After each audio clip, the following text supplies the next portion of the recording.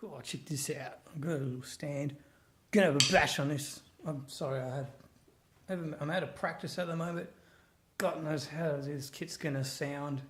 This is exactly unmodified. I'm not gonna tune it yet. You'll finished product, you'll see the end up product. This is just beginning where I start from, my starting point. So let's have a little bit of a play and see how it even sounds. Dodgy.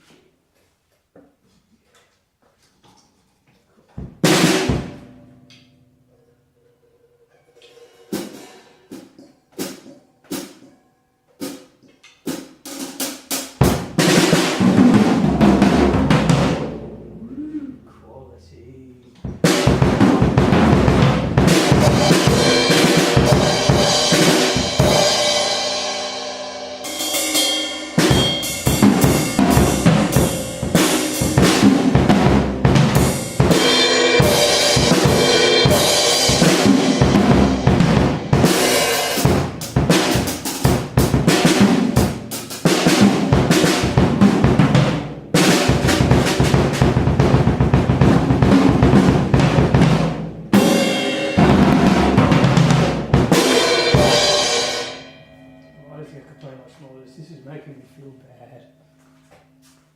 I haven't been hitting the drums well anyway lately, but that's awful, awful sounding and feeling kit. And look, the tom's moving on its own. Both of them were. So I mean, there's a little bit of restoration. It's definitely a work in progress. It sounds cheap and nasty. That snare, man. Anyway. It's going to be a kit up for grabs. It's not going to be hugely expensive when I'm finished restoring it either, so don't expect thousands of dollars because it ain't worth thousands.